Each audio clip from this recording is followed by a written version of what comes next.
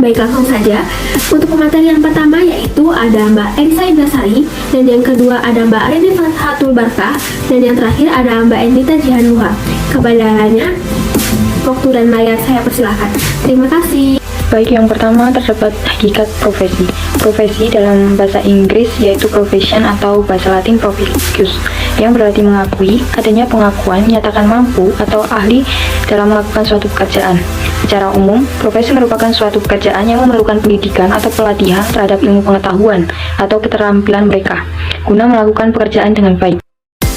Adapun pengertian profesi dari beberapa ahli, yang pertama yaitu menurut James Satori, yang mengemukakan bahwa profesi merupakan suatu pekerjaan atau jabatan yang menuntut keahlian dari anggotanya.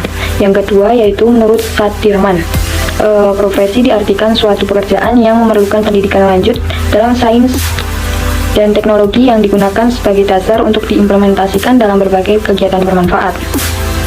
Yang ketiga, menurut Kartikawati, profesi adalah pernyataan atau perjanjian terbuka akan mengabdinya pada suatu pekerjaan atau jabatan.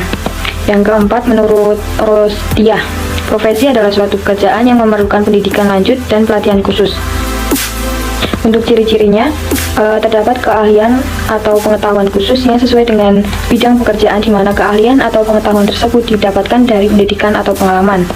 Yang kedua, terdapat kaidah dan standar moral yang sangat tinggi yang berlaku bagi para profesional berdasarkan kegiatan pada kode etik profesi. Untuk yang ketiga, dalam pelaksanaan profesi harus lebih mengutamakan kepentingan masyarakat di atas kepentingan pribadi. Yang keempat, seorang profesional harus memiliki izin khusus agar dapat menjalankan pekerjaan suatu profesinya. Yang terakhir, pada umumnya seorang profesional merupakan anggota suatu organisasi profesi di bidang tertentu.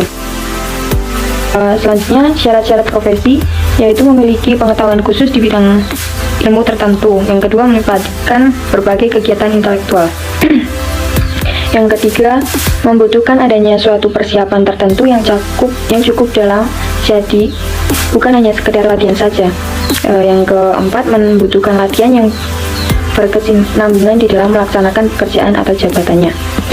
Yang terakhir, lebih mengutamakan kepentingan masyarakat di atas kepentingan pribadi.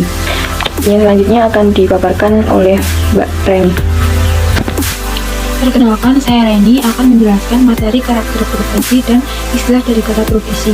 Karakter profesi dibedakan menjadi beberapa macam, di antaranya yang pertama, satu, keahlian berdasarkan pengetahuan teoritis, yang artinya para profesional memiliki pengetahuan teoritis yang ekstensif dan keahlian dalam mempraktikkan pengetahuan tersebut. Yang kedua, adanya pendidikan yang ekstensif, artinya proses pendidikan yang cukup lama dengan sistem pendidikan yang tinggi bagi profesi yang prestisius. Yang ketiga, terdapat ujian kompetensi, yaitu ujian mengenai pengetahuan atau kompetensi di bidang tertentu, di mana umumnya terdapat syarat untuk lulus tes yang menguji pengetahuan teoritis. Yang keempat, terdapat pelatihan institusional, yang artinya suatu pelatihan untuk mendapatkan pengalaman praktis sebelum menjadi anggota penuh organisasi profesi. Yang kelima, adanya asosiasi profesional, yaitu organisasi suatu profesi yang bertujuan untuk meningkatkan status para anggotanya. Yang keenam, adanya lisensi, yaitu sertifikasi di bidang tertentu sehingga seorang profesional dianggap memiliki keahlian dan dianggap bisa dipercaya. Yang ketujuh, adanya kode etik profesi, yang artinya suatu prosedur dari organisasi profesional yang mengatur para anggotanya agar bekerja sesuai aturan. Yang kedelapan, adanya otonom kerja, yang artinya pengendalian kerja dan pengetahuan teoritis para profesional untuk menghindari intervensi dari luar. Yang kedelapan, mengatur diri, artinya seorang profesional diatur oleh organisasi profesi tanpa adanya campur tangan pemerintah. Yang kesembilan, adanya layanan publik dan altruisme, yang artinya pendapatan atau penghasilan dari kerja profesi yang dipertahankan selama berhubungan dengan keperluan masyarakat. Yang ke-10, status dan imbalan tinggi, artinya seorang profesional yang sukses akan mendapatkan status yang tinggi, prestise dan imbalan yang layak sebagai pengakuan terhadap pelayanan yang diberikan kepada publik. Selanjutnya, materinya yaitu istilah dari kata profesi. Profesional yaitu seseorang dapat dikatakan profesional apabila pekerjaannya memiliki standar teknis atau etika suatu profesi. Menurut Orip dan Utomo tahun 2000, Profesional artinya ahli dalam bidangnya, mampu menunjukkan kualitas tinggi dalam pekerjaannya. Istilah profesional mengandung dua makna, yakni yang pertama tertuju pada sebutan seseorang yang menyandang profesi tersebut. Yang kedua tertuju pada sebutan penampilan atau kinerja seseorang dalam melaksanakan pekerjaannya sesuai profesi yang dimiliki. Adapun pengertian profesional menurut beberapa pandangan. Yang pertama menurut KBBI. Profesional sangat bersangkutan dengan kepandaian khusus yang dibutuhkan untuk menjalankan profesinya. Yang kedua menurut UU dan dosen atau UGD bab 1 pasal 1 ayat 4. Profesional adalah suatu pekerjaan atau sumber penghasilan kehidupan seseorang yang memerlukan keahlian, kemandirian atau kecakapan yang memenuhi standar mutu atau norma tertentu serta memerlukan pendidikan profesi. Yang ketiga menurut PRAYUBA. Profesional dapat diartikan sebagai usaha menjalankan suatu pekerjaan yang berdasarkan kemampuan dan keterampilannya yang kemudian memperoleh suatu balasan pembayaran berdasarkan kriteria pekerjaannya. Yang keempat menurut Ahwali Fatoli, profesional yaitu seseorang yang berdisiplin dan menjadi kewarasan dalam pekerjaannya. Perkenalkan, saya Edita Jemba akan melanjutkan menjelaskan tentang beberapa istilah dari kata profesi. Istilah yang kedua yaitu profesionalisme. Menurut istilah, profesionalisme mengacu pada siapapun yang melakukan aktivitas tingkat pendidikan yang berupa keterampilan maupun pelatihan umum. Adapun pengertian profesionalisme lainnya, antara lain yang pertama menurut Oni S. Pijono, profesionalisme merupakan kemampuan yang diajukan dalam ajang kompetisi. Kemudian menurut Ahwali Fatoli, profesionalisme merupakan perilaku seseorang sebagai tanda bahwa seseorang tersebut profesional atau baik. Sedangkan menurut Cotton dan Alfonso, profesionalisme adalah kemampuan yang cocok dimiliki oleh birokrasi. Kemudian istilah yang ketiga yaitu profesionalitas. Secara umum, profesionalitas merupakan sebutan bagi seorang anggota mengenai pengetahuan dan kemampuannya terhadap profesinya.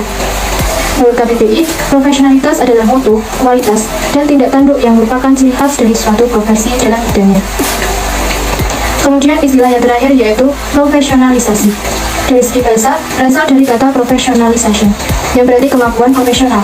Sedangkan menurut beberapa ahli, di antaranya yang pertama Dedi Supriyadi, mengartikan profesionalisasi sebagai pendidikan prajabatan dan atau dalam jabatan. Kemudian menurut Makmum, profesionalisasi adalah proses usaha menuju ke arah terpenuhinya persyaratan suatu jenis model pekerjaan ideal. Kemudian menurut Wheeler, profesionalisasi adalah proses peningkatan status dan peningkatan pelatihan secara intensif serta membutuhkan waktu yang cukup lama.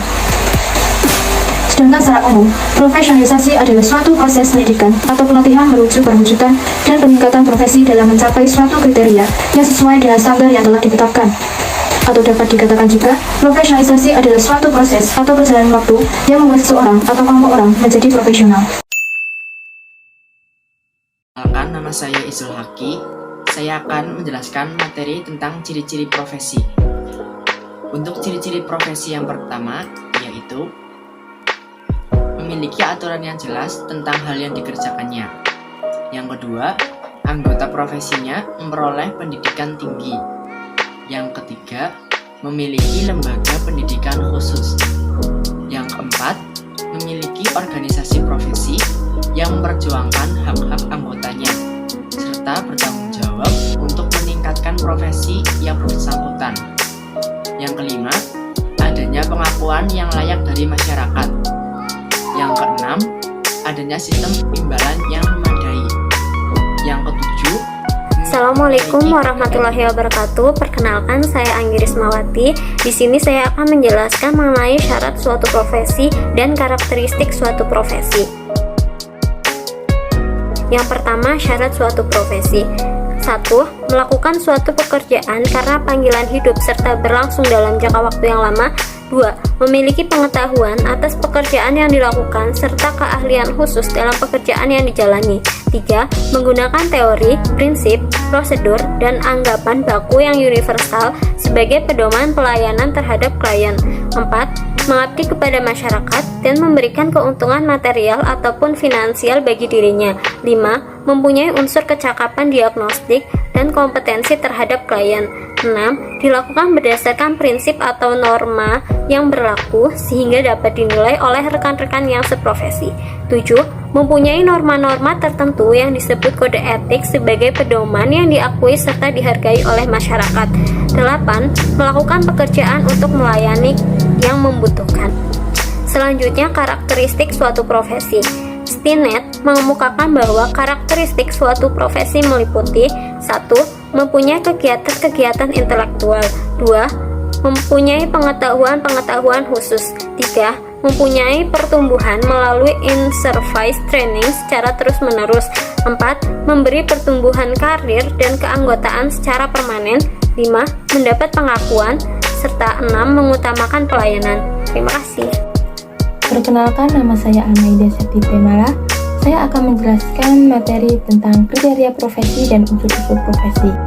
Kriteria profesi yang pertama yaitu profesi didasarkan atas sejumlah pengetahuan yang dikhususkan perlu jangka waktu yang lama dari pendidikan khusus.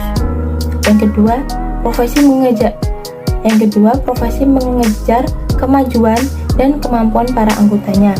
Yang ketiga, profesi melayani kebutuhan para anggotanya akan kesejahteraan dan pertumbuhan profesional atau imbalan berdasarkan pelayanan yang diberikan. Yang keempat, profesi memiliki norma-norma etis.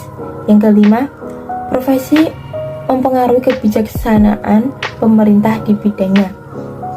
Perubahan dalam kurikulum, struktur organisasi pendidikan, persiapan profesional. Yang keenam, profesi memiliki solidaritas kelompok. Materi selanjutnya yaitu unsur-unsur profesi.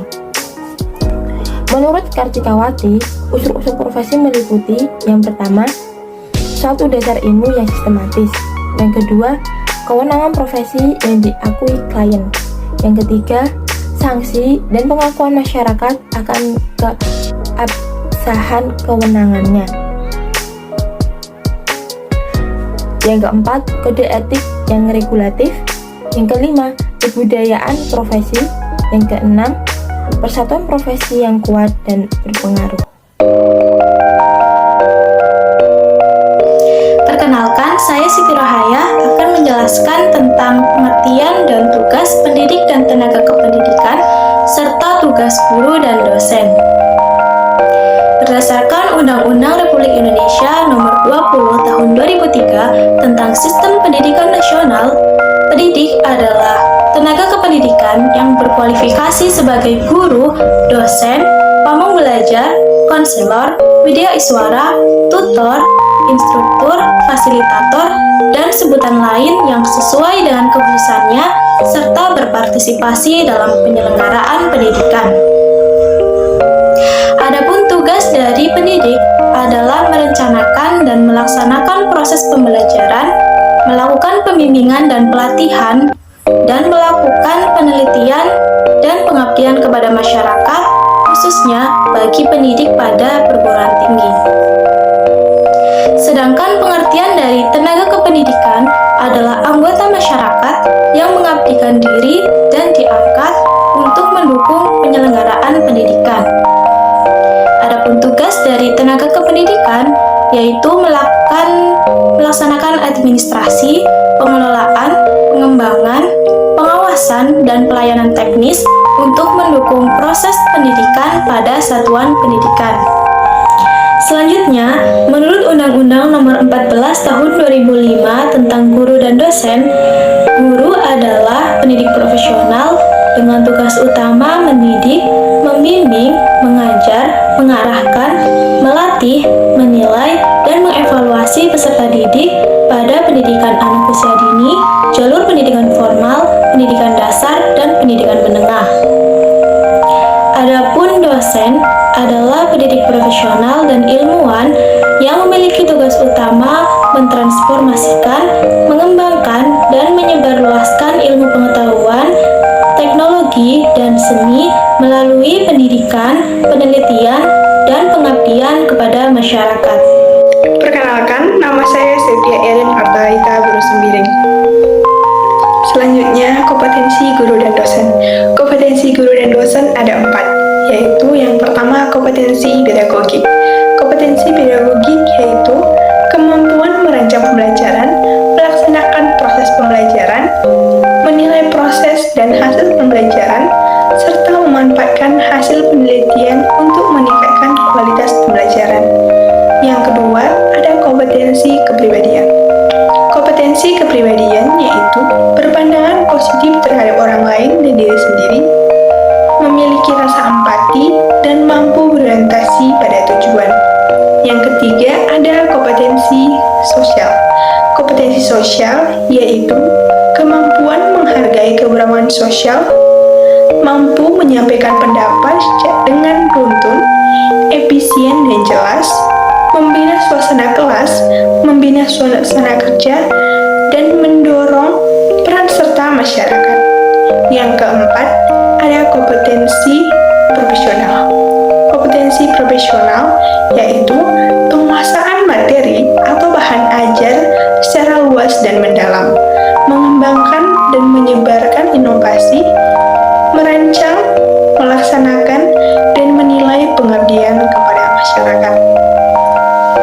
Selanjutnya yaitu kualifikasi akademik. Kualifikasi akademik adalah ijazah jenjang pendidikan yang harus dimiliki guru dan dosen sesuai dengan jenis, jenjang, dan satuan pendidikan formal di tempat penugasan.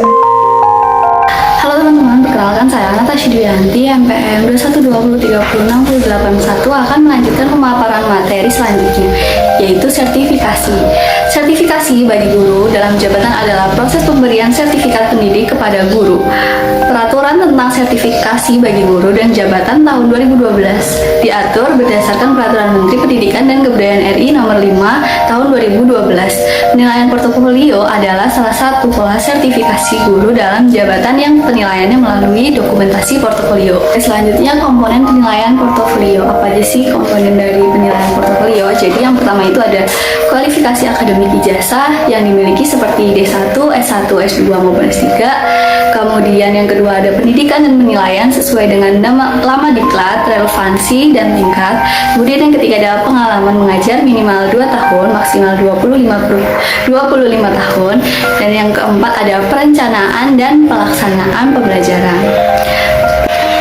Tidak hanya itu, yang kelima ada penilaian dari atasan dan pengawasan seperti taat beribadah, tanggung jawab, dan sebagainya. Kemudian yang keenam ada prestasi akademik seperti lomba karya akademik, instruktur maupun tutor. Dan yang ketujuh ada karya pengembangan profesi seperti buku, laporan penelitian, dan sebagainya. Kemudian yang kedelapan ada keikutsertaan dalam forum ilmiah. Dan yang kesembilan, pengalaman organisasi di bidang kependidikan dan sosial seperti pembina kegiatan ekstrakurikuler. Kemudian yang ke-10 ada penghargaan yang relevan dengan bidang pendidikan seperti melakukan tugas di daerah yang terpencil, tertinggal maupun terbengkalai seperti itu. Selanjutnya, seorang guru dapat mengikuti sertifikasi dengan ketentuan yang pertama, memiliki kualifikasi akademik sarjana S1 atau diploma D4. Yang kedua yaitu belum memiliki kualifikasi akademik S1 atau D4 dengan syarat yang pertama, mencapai usia 50 tahun dan mempunyai pengalaman kerja 20 tahun sebagai guru, atau yang kedua ada mempunyai golongan 4A atau yang memenuhi angka kredit kumulatif setara dengan golongan itu. Kemudian materi selanjutnya ada sertifikat pendidik. Jadi apa sih sertifikat pendidik?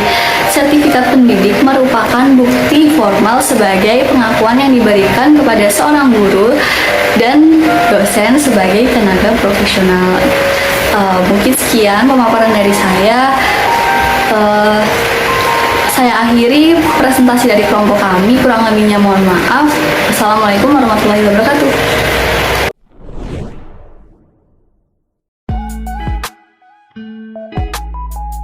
Untuk materi yang pertama adalah syarat guru profesional.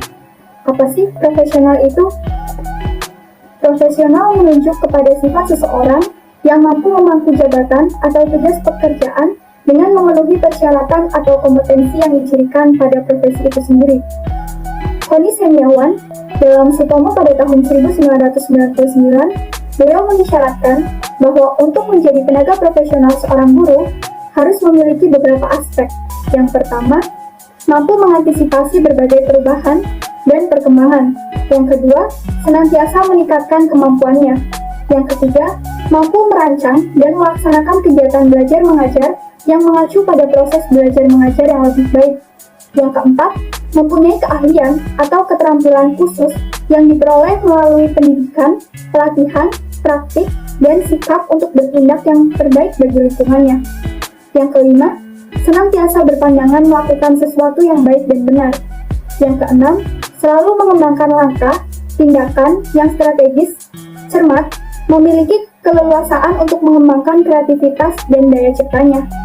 Yang ketujuh, memiliki kemampuan untuk menguasai materi pelajaran, serta selalu berusaha untuk memperkaya pengetahuan yang berhubungan dengan tugasnya. Yang kedelapan, memiliki kesempatan yang cukup untuk selalu mengembangkan kemampuannya. Yang kesembilan, menghabiskan sebagian besar waktunya untuk mengerjakan tugas-tugas profesional daripada mengerjakan tugas-tugas administratif. Selanjutnya, menurut Kartikawati, guru yang profesional memiliki yang pertama, 3 dimensi kompetensi sebagai suatu kesatuan yang organis, harmonis, dinamis, yakni meliputi kompetensi profesional yang memiliki arti bahwa ia memiliki pengetahuan yang luas dan mendalam mengenai bidang studi yang akan ditransformasikan kepada peserta didik, serta penguasaan metodologisnya atau memiliki konsep dasar teoritik, memiliki pengetahuan yang fundamental tentang pendidikan, memiliki pengetahuan know-how atau keterampilan yang vital bagi guru, atau mampu memilih dan menggunakan berbagai strategi yang tepat dalam proses pembelajaran. Kemudian, kompetensi personal, artinya ia memiliki kepribadian yang mantap, sehingga mampu menjadi sumber identifikasi khususnya bagi peserta didik. Umumnya, bagi sesama manusia, artinya ia memiliki kepribadian yang patut diteladani, sehingga mampu melaksanakan kepemimpinan ing ngarso sungkulodo, ing madya mangunkarso, tutwuri handayani. Selanjutnya, kompetensi sosial, artinya ia menunjukkan kemampuan berkomunikasi dengan baik terhadap peserta didiknya, sesama guru, pemimpinnya, dan dengan masyarakat luas. Ketiga kompetensi itu pada hakikatnya mempunyai kaitan yang terpadu dalam diri guru, atau merupakan satu kesatuan yang organis, harmonis, dan dinamis, yang perwujudannya dalam diri guru menjadikan seorang guru yang kompeten dalam arti yang sebenar-benarnya.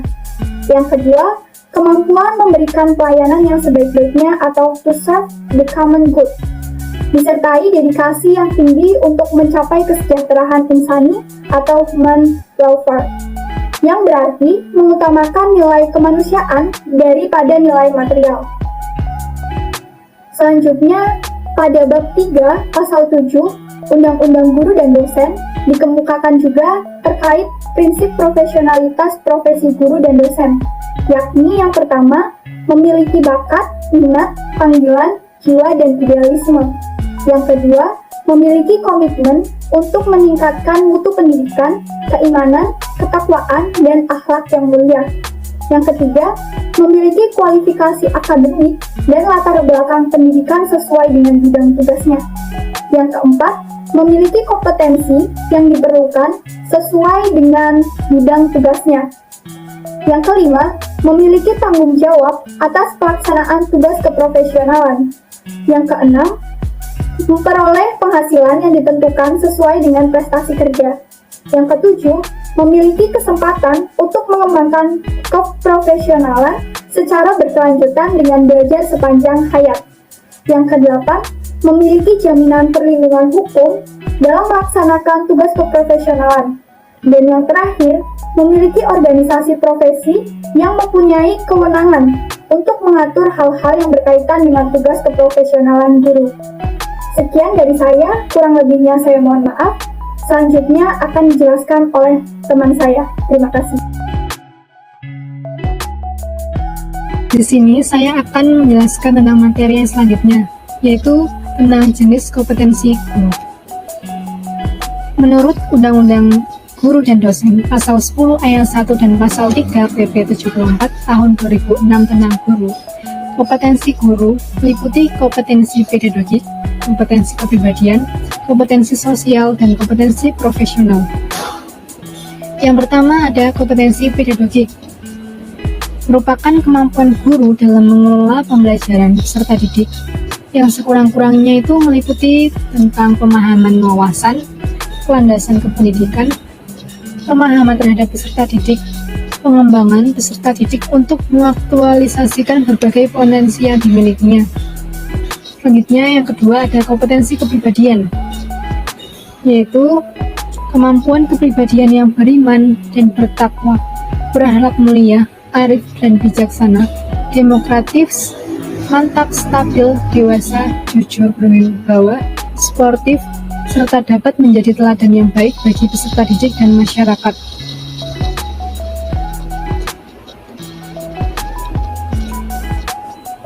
Selanjutnya yaitu ada kompetensi sosial, merupakan kemampuan guru untuk berkomunikasi secara lisan maupun isyarat secara santun, dan dapat menggunakan teknologi komunikasi dan informasi secara fungsional.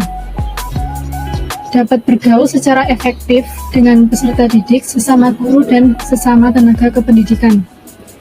Yang keempat, ada kompetensi profesional, merupakan kemampuan penguasaan materi pelajaran secara luas dan mendalam sesuai dengan standar isi program satuan pendidikan.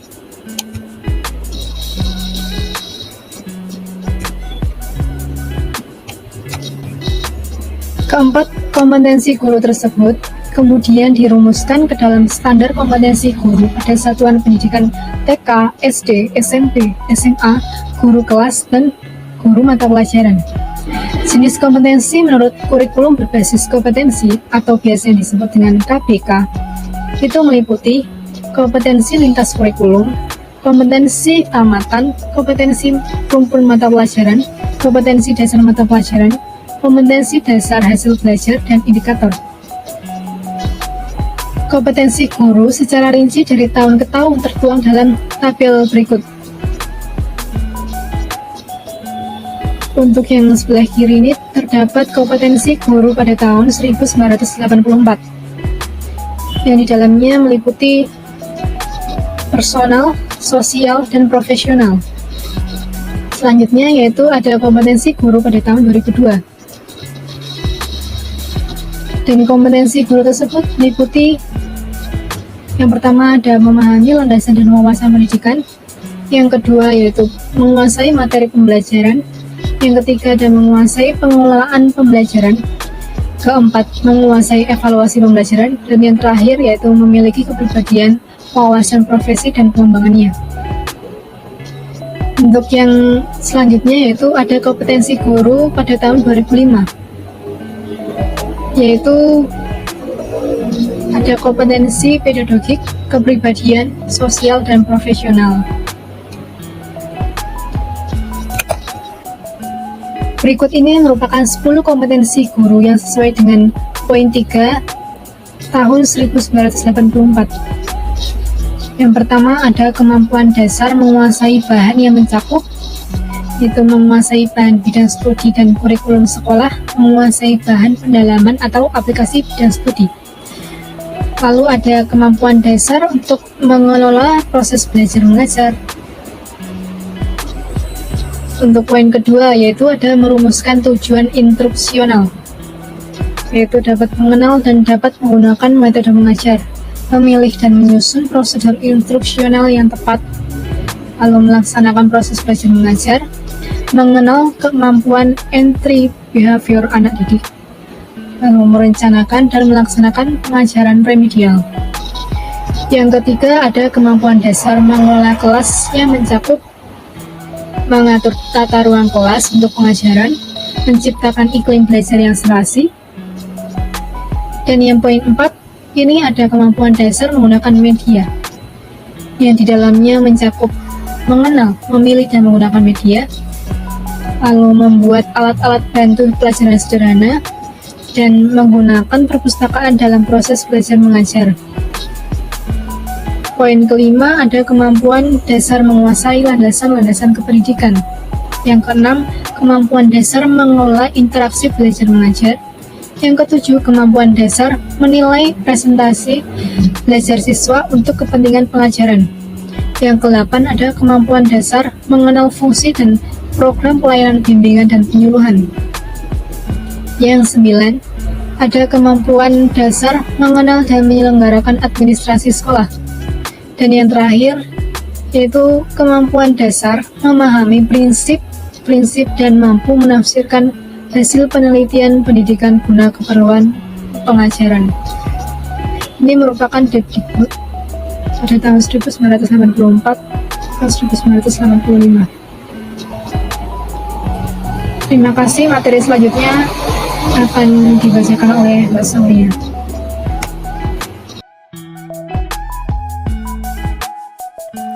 Baik, materi yang selanjutnya yaitu jalur sertifikasi guru.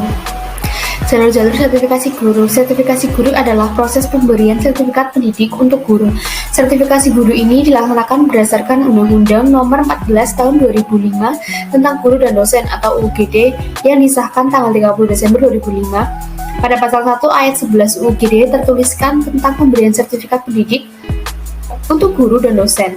Sertifikasi guru ini sangat diperlukan untuk memastikan guru memiliki kemampuan kualifikasi akademik, kompetensi, sertifikasi pendidik, sehat jasmani dan rohani, serta memiliki kemampuan untuk mewujudkan tujuan pendidikan nasional. Yang kedua, peraturan tentang sertifikasi bagi guru dalam jabatan diatur berdasarkan Peraturan Menteri Pendidikan dan Kebudayaan RI Nomor 5 Tahun 2012 secara garis besar yang berisikan tentang sertifikasi dilaksanakan dengan pola yang pertama, penilaian portofolio dengan 850 angka kredit. Guru dalam jabatan yang tidak memenuhi syarat kelulusan penilaian portofolio dapat mengikuti PLPG apabila lulus uji kompetensi awal atau UKA. Yang kedua, pendidikan dan latihan profesi guru atau PLPG yang meliputi pendalaman materi, lohakarya atau workshop, praktik mengajar, dan uji kompetensi. Yang ketiga, pemberian sertifikasi secara langsung diperuntukkan untuk yang pertama, guru yang sudah memiliki kualifikasi akademik jenjang S2 atau S3 dari perguruan tinggi terakreditasi. Yang kedua, guru yang sudah memiliki golongan paling rendah 4C dan memenuhi angka kredit kumulatif setara dengan golongan 4C.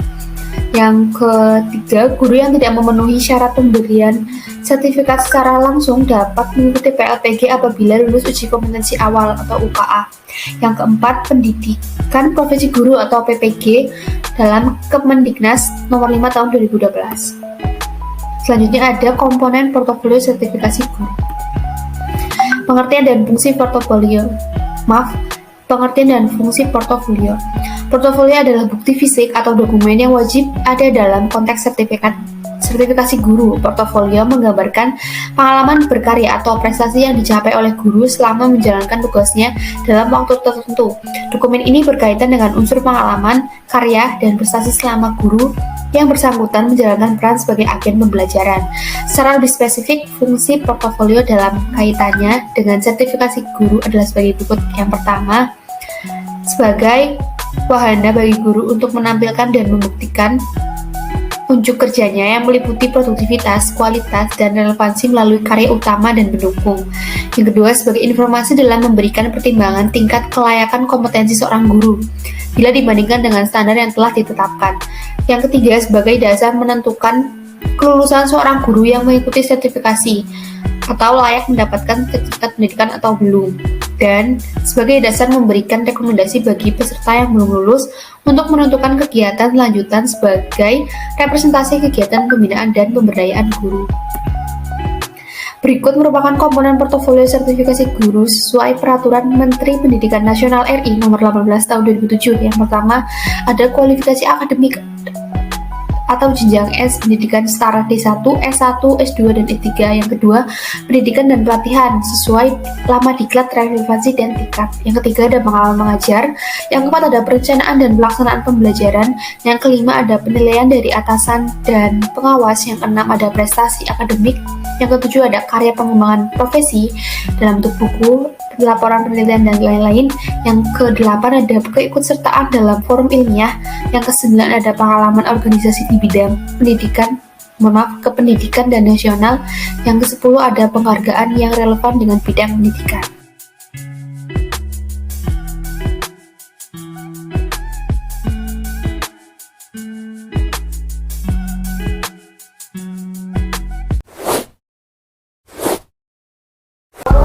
Perkenalkan, saya Yunus Ramadhani. Di sini saya akan memaparkan materi yang pertama, pangkat golongan. Pengertian, Pangkat adalah kedudukan yang menunjukkan tingkat seorang pegawai negeri sipil berdasarkan jabatannya dalam rangka susunan kepegawaian dan digunakan sebagai dasar penggajian. Yang kedua, kenaikan pangkat adalah penghargaan yang diberikan atas prestasi kerja dan pengabdian pegawai negeri sipil terhadap negara. Yang ketiga,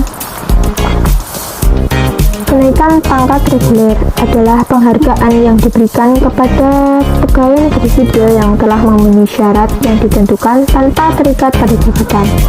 Yang keempat, kenaikan pangkat pilihan adalah kepercayaan dan penghargaan yang diberikan kepada pegawai negeri sipil atas prestasi kerjanya yang tinggi. Yang selanjutnya ada jabatan guru atau dosen, pangkat atau golongan ruang, syarat angka kredit kumulatif minimal, dan angka kredit berjenjang. Contohnya yang pertama, jabatan guru atau dosen, yaitu guru pertama atau asisten ahli. Pangkat atau golongan ruangnya penata muda atau 3A.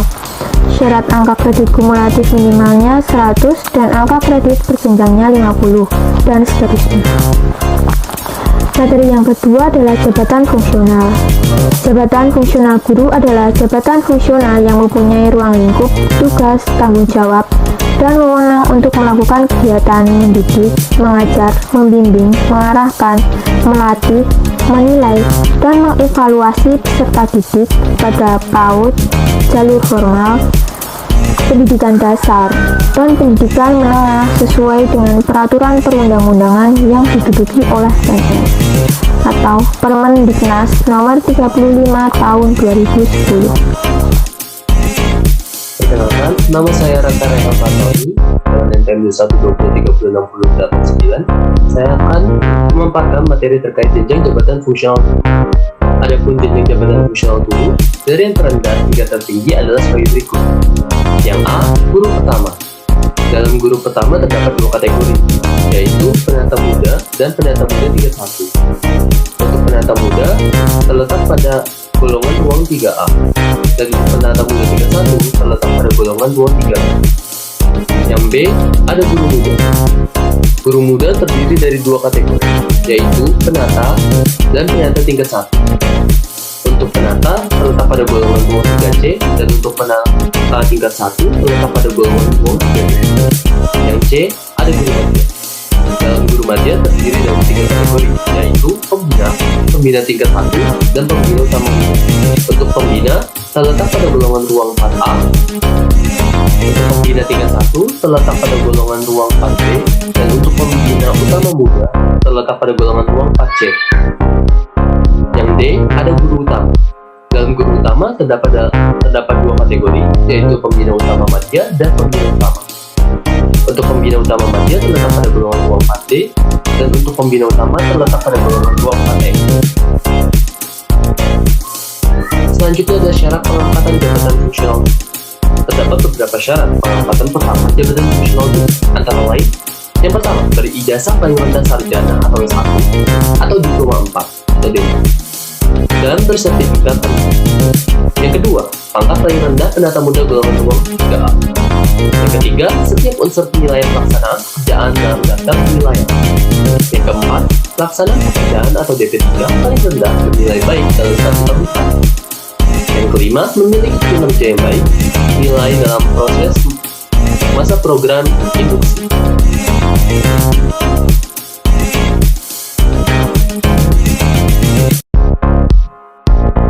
Yang ketiga, ada angka kredit jabatan fungsional guru.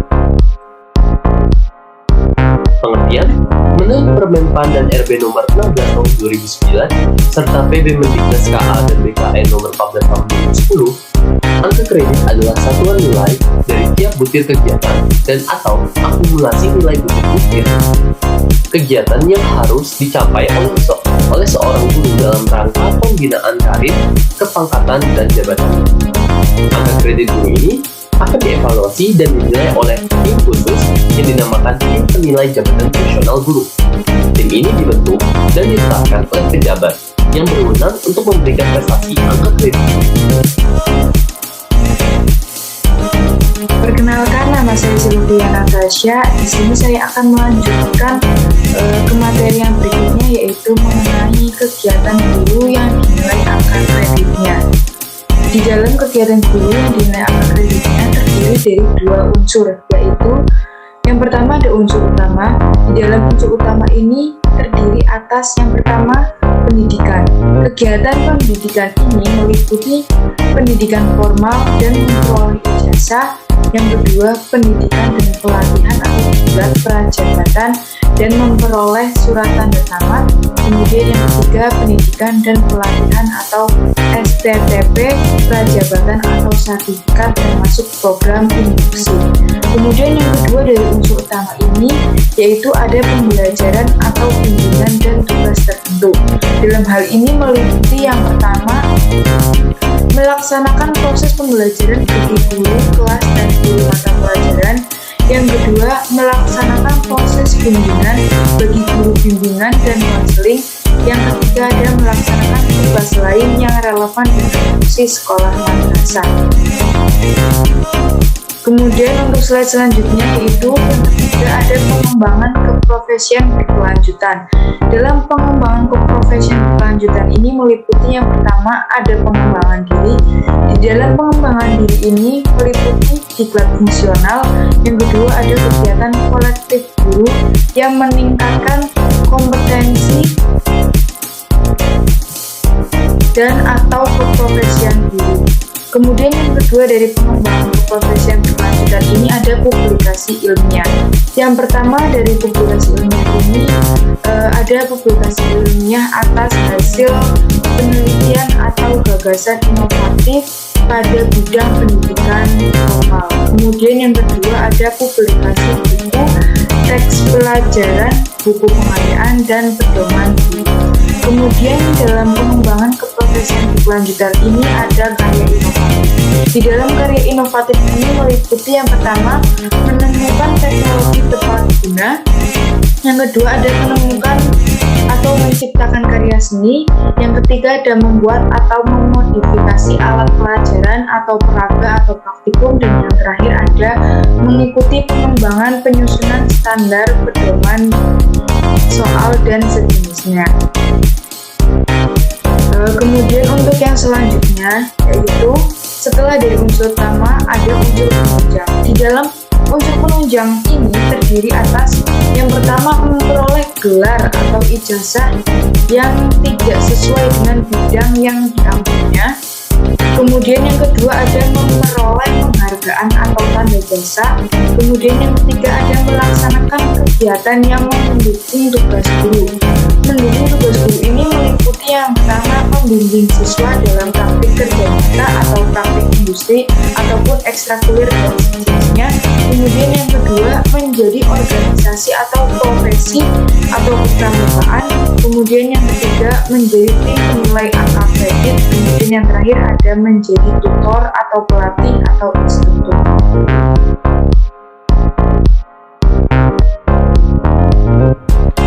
Kemudian untuk slide selanjutnya yaitu ada penilaian dan penetapan angka kredit. Di dalam penilaian dan penetapan angka kredit ini yang pertama untuk kelancaran penilaian dan penetapan angka kredit, guru wajib mencatat dan menginventarisasikan seluruh kegiatan yang dilakukan. Kemudian yang kedua ada penilaian dan penetapan angka kredit terhadap guru dilakukan paling kurang 1 kali dalam setahun.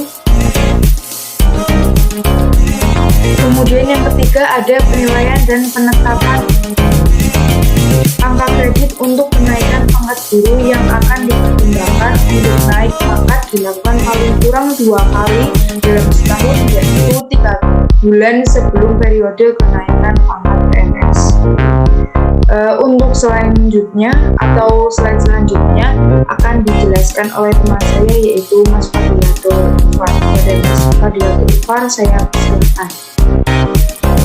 Baik, di sini saya akan melanjutkan yang pemaparan materi dari selanjutnya adalah yang keempat adalah pengembangan profesional berkelanjutan atau bisa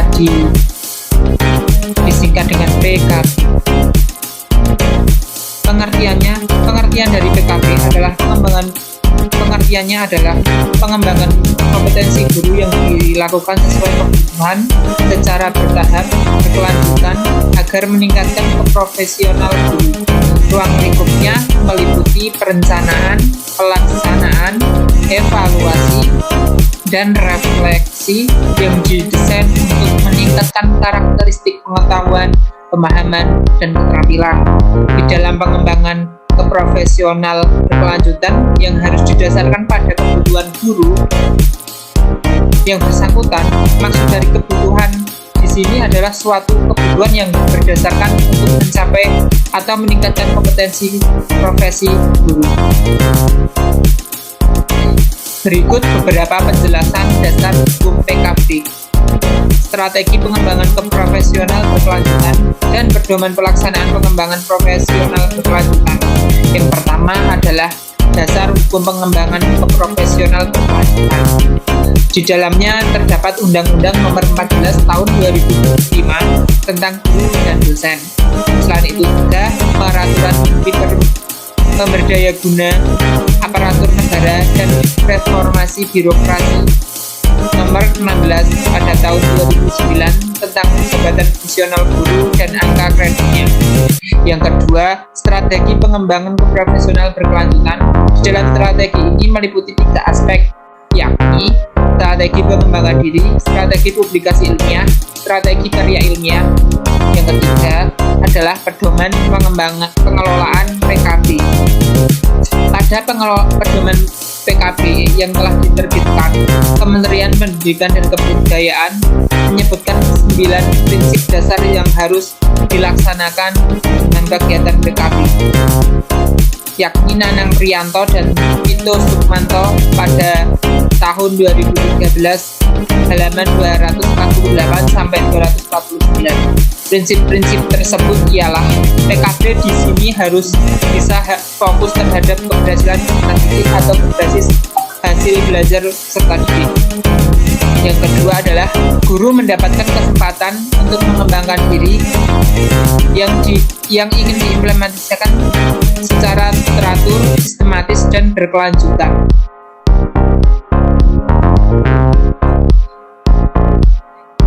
Selanjutnya adalah sekolah berhak menyediakan kesempatan kepada setiap guru guna mengikuti program PKB dan dengan jumlah per tahun sesuai Permen PAN PAN dan RB nomor 16 tahun 2009. Yang selanjutnya adalah cakupan materi di dalam kegiatan PKB harus terhadap belajar serta didik, kayak materi akademik, proses pembelajaran, penelitian pendidikan terkini, dan teknologi atau seni. Selanjutnya adalah proses PKB harus dimulai dari guru sendiri, melibatkan guru secara aktif, sehingga akan mendapati perubahan. Selain itu juga, PKB harus berkontribusi supaya bisa mewujudkan visi dan misi serta nilai-nilai yang berlaku di sekolah atau kota dan kabupaten. Selanjutnya adalah sebisa mungkin PKB dilaksanakan di sekolah atau di sekitarnya guna menjaga referensi kegiatan. Selain itu juga PKB di sini harus mendorong pengakuan profesi guru menjadi lapangan pekerjaan yang bermartabat serta bermakna untuk masyarakat dalam mencerdaskan bangsa. Selanjutnya, untuk guru yang tidak telah memperhatikan peningkatan setelah diberi kesempatan dalam program PKB sesuai dengan kebutuhannya, bisa dimungkinkan untuk diberi sanksi sesuai dengan peraturan yang sudah ada. Sanksi tersebut tidak berlaku bagi guru jika sekolah tidak dapat memenuhi kebutuhan guru untuk melaksanakan program PKB.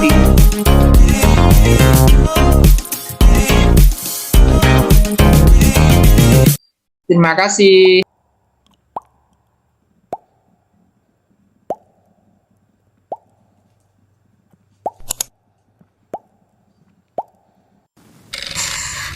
Assalamualaikum warahmatullahi wabarakatuh. Perkenalkan, saya Amaliku Semwadani, NPM 21203060077. Di sini saya akan menjelaskan tentang organisasi profesi guru.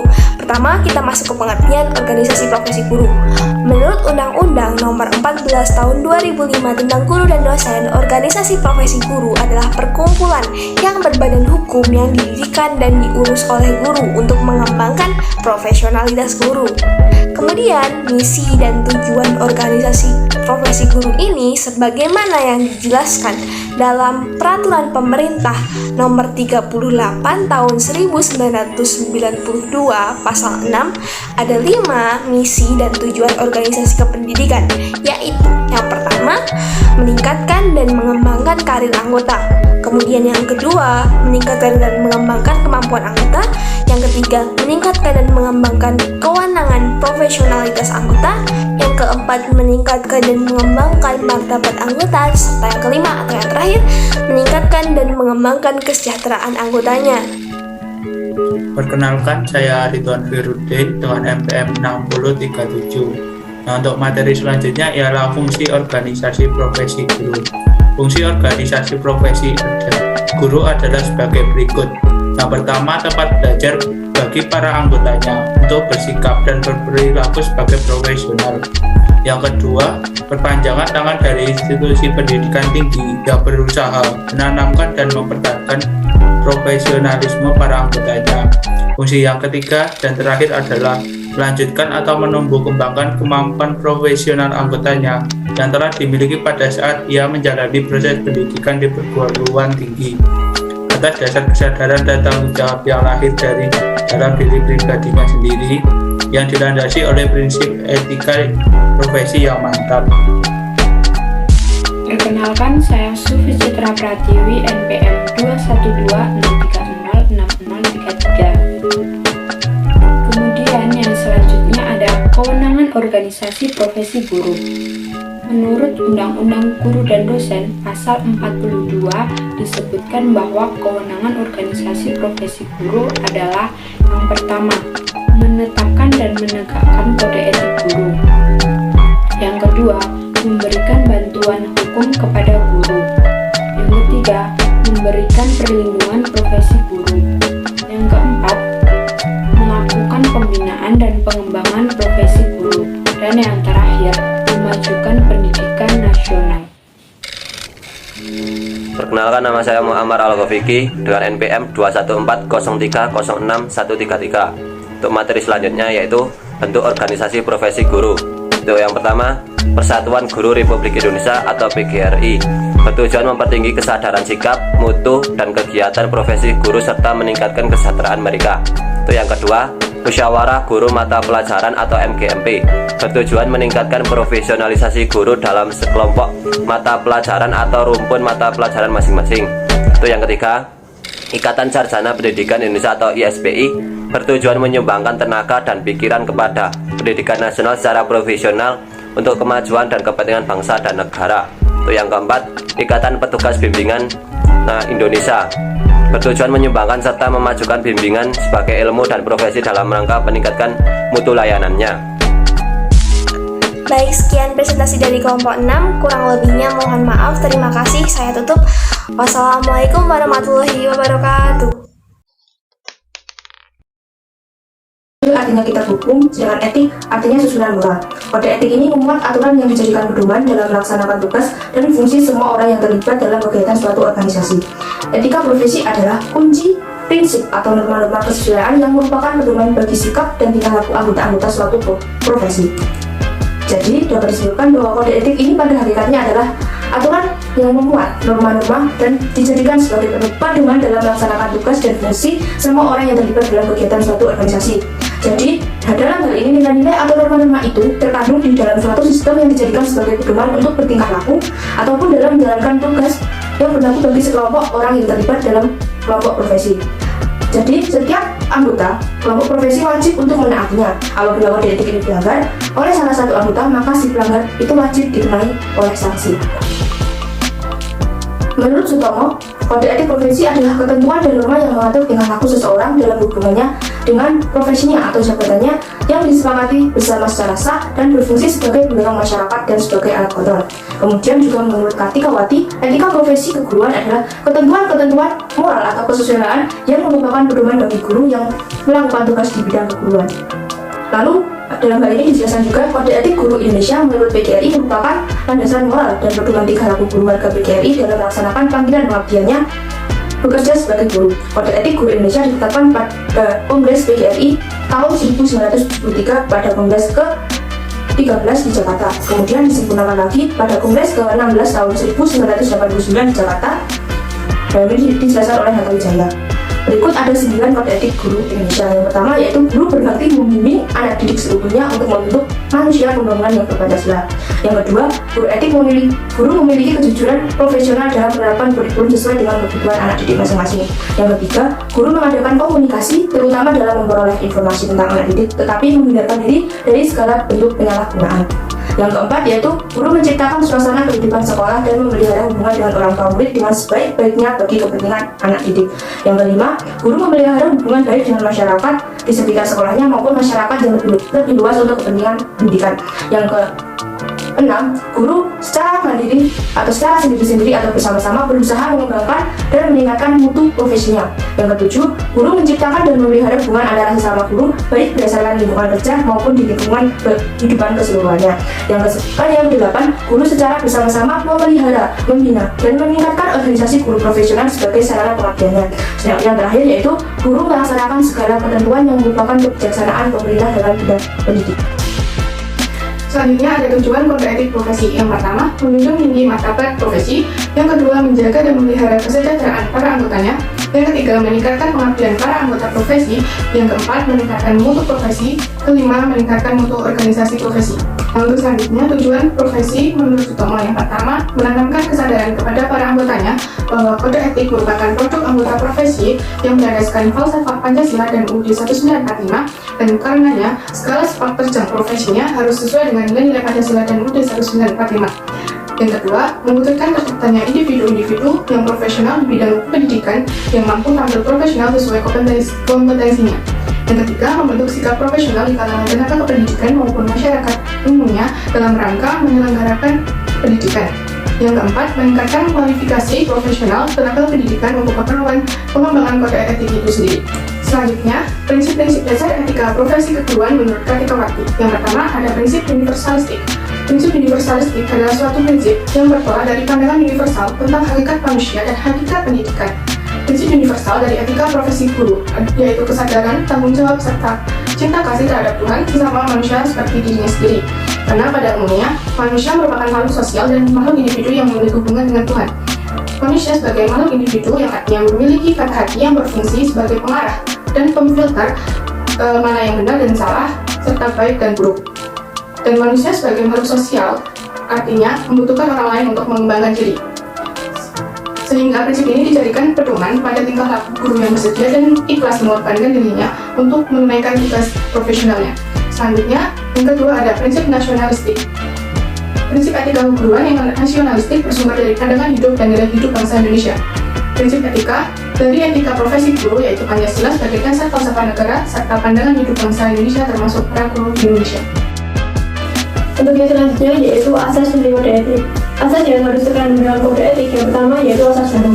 Kode etik harus memiliki landasan hukum yang dapat menjamin adanya perlindungan hukum bagi pelaku profesi. Yang kedua yaitu asas norma. Kode etik merupakan norma-norma atau standar perilaku yang mengatur bagaimana seharusnya menampilkan perilaku profesi dalam hubungannya dengan pemberian pelayanan kepada masyarakat. Yang ketiga yaitu asas pengakuan. Kode etik seharusnya diakui atau disepakati oleh para pelaku profesi yang bersangkutan maupun oleh masyarakat luas. Dengan demikian, kode etik dapat mengatur hubungan antar lingkungan warga suatu profesi maupun antar warga suatu profesi dengan profesi lainnya serta dengan masyarakat luas. Lalu yang terakhir yaitu asas kemanfaatan. Kode etik harus mampu memberikan kemanfaatan bagi masyarakat setidaknya dalam mengembangkan dan mendorong masyarakat mengakomodasi sikap-sikap profesional dalam melakukan kontrol terhadap para pelaku profesi. Lalu yang terakhir yaitu unsur kode etik guru. Yang pertama yaitu sebagai landasan moral. Contohnya, guru itu harus memiliki sikap yang kerja keras, selalu jujur, loyal, dan berprestasi. Yang kedua yaitu sebagai pedoman tingkah laku, sehingga guru memiliki arah yang jelas dalam melaksanakan tugasnya sehingga terhindar dari penyimpangan profesi. Perkenalkan, nama saya Faiza Nurul Aziza. Di sini saya akan menjelaskan tentang pengertian dan faktor-faktor administrasi pendidikan. Pengertian administrasi pendidikan menurut beberapa sudut pandang. Yang pertama, menurut tim pengembangan MKDK KIP Semarang pada tahun 1989, administrasi secara sempit adalah kegiatan pencatatan data, surat-surat, informasi secara tertulis, serta penyimpanan dokumen tersebut agar kelak dapat dipergunakan kembali bila mana diperlukan. Kemudian yang kedua ada menurut Siagan 1989, administrasi secara luas dapat diartikan sebagai keseluruhan proses kerjasama antara manusia yang didasarkan atau rasionalitas tertentu untuk mencapai tujuan yang telah ditentukan sebelumnya. Kemudian yang ketiga ada menurut Engko Suara 1984, administrasi pendidikan adalah sesuatu yang mempelajari bagaimana mengatur, menata, atau memanage atau memimpin atau mengelola ataupun mengadministrasikan manusia, alat atau kurikulum dan fasilitas untuk mencapai tujuan pendidikan semaksimal mungkin,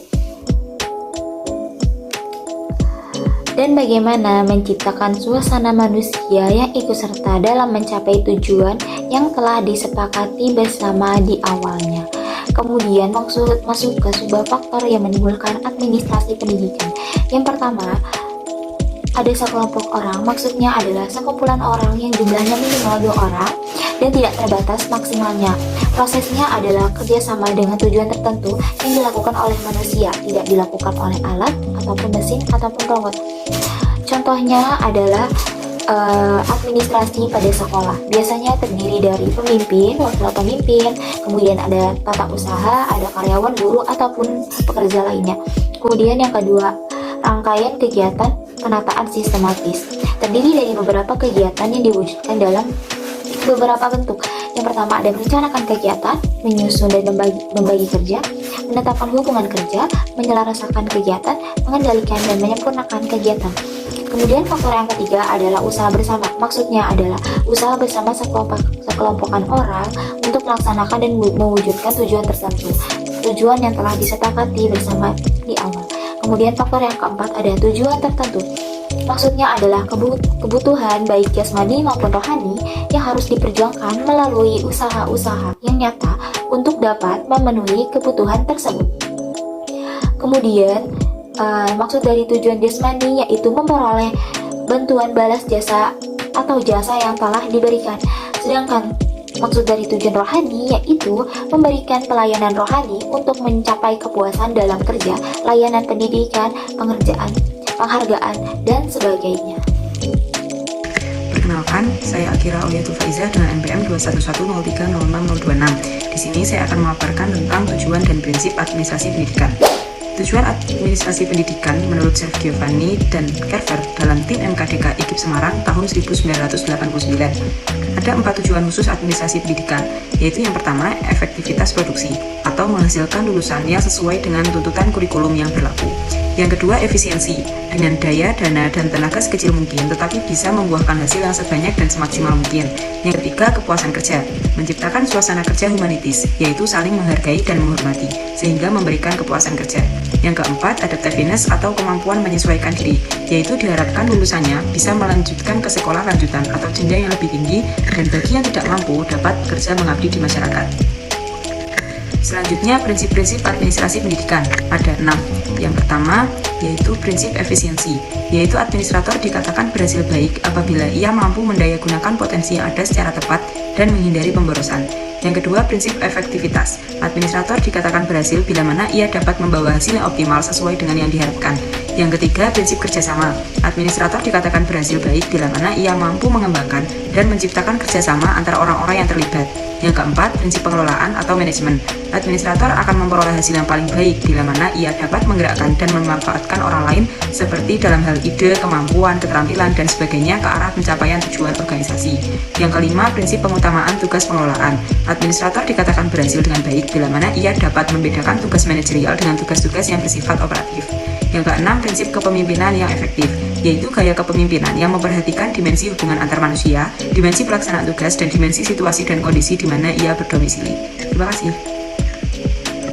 Perkenalkan, saya Ika Nurul Fadilah menjelaskan tentang 4 unsur atau langkah administrasi. Yang pertama yaitu perencanaan, yaitu merancang tindakan-tindakan operatif untuk masa yang akan datang, yang dapat dijabarkan menjadi 5, yaitu menentukan apa yang akan dilakukan, bila mana dan bagaimana melakukannya, menentukan secara jelas dan tegas tujuan yang akan dicapai, dan yang ketiga mengumpulkan berbagai informasi yang diperlukan untuk pelaksanaan, dan yang keempat mencari dan mengembangkan kemungkinan-kemungkinan untuk pelaksanaan atau tindakan pemecahan.